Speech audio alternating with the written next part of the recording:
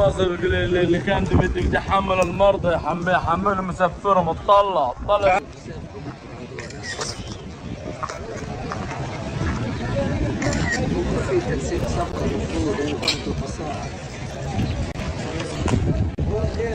لا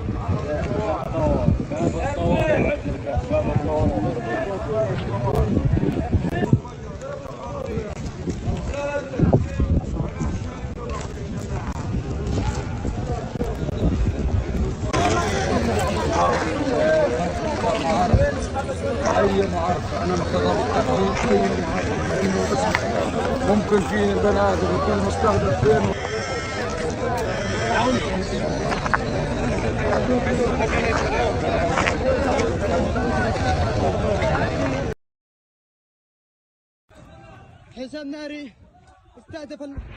In southern Israel, looking into the Gaza enclave. Big news, though, and I don't think we've gotten to it yet here on Live Now. The Israeli military saying that it had carried out a strike targeting what it said was a Hamas command and control center beneath a hospital in the southern Gazan city of Khan Yunis.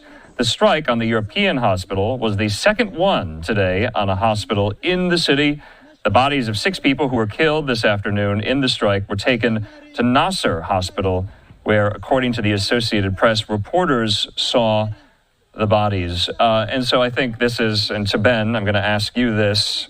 The Israeli military has said Hamas uses these hospitals as command and control centers. Who is underneath the hospital? Who are they looking for? Check out this property in a beautiful beachside area in South Australia.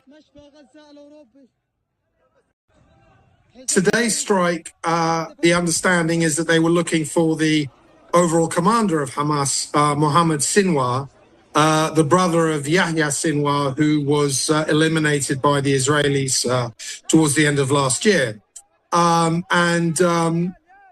It's not clear yet whether Sinwar was successfully targeted.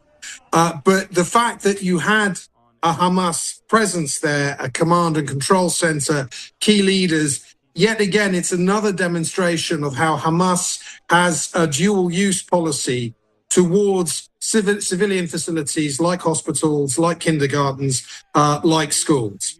I think that if they were successful today in eliminating Sinwar, and we'll perhaps may find out later tonight or tomorrow whether that was the case, this could accelerate the process of negotiations and diplomacy a little more. Like his brother, Sinwar was a real hardliner, rejected any kind of notion of serious negotiation, serious compromise with Israel.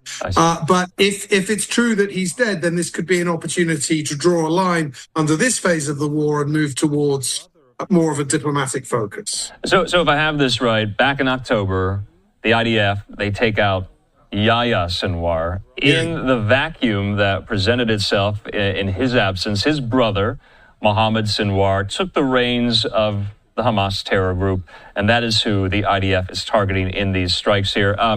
Ben, your colleague at FDD, Mark Dubowitz, has this here on social media, saying if Israel killed terror chief Mohammed Sinwar, now's the moment to secure a ceasefire, bring the hostages home, and rest the IDF.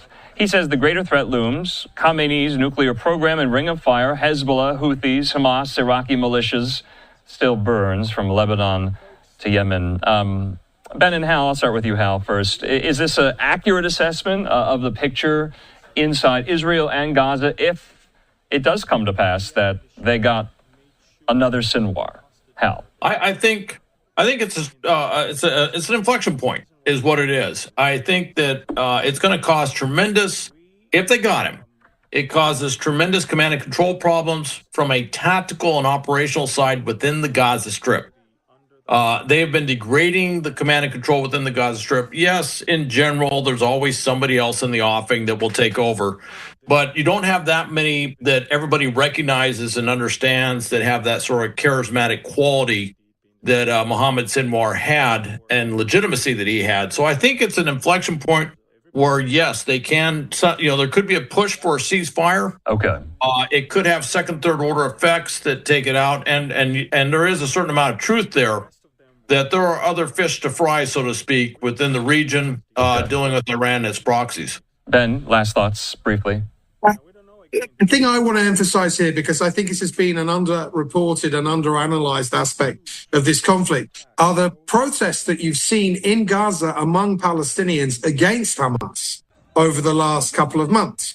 I think more and more Palestinian civilians have no love of Israel. I think October the 7th proved that, and I'm not going to argue otherwise. But I think that they are fed up, frustrated, with this growing humanitarian crisis, which has obviously gotten worse over the last 6 weeks with no aid coming in. But interestingly, many Palestinians are blaming Hamas for the situation, engaging in protests against Hamas.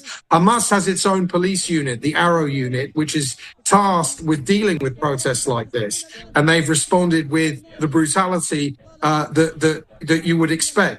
So I actually think that there is some willingness, some appetite amongst ordinary Gazans to just bring this to an end and release the hostages and have some kind of resolution and rebuilding process going on. All right. Ben Cohen there, Hal Kemper, can't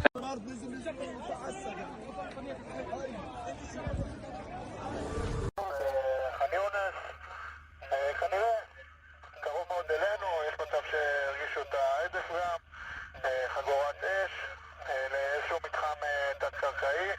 כרגע אומרים שהסיכוי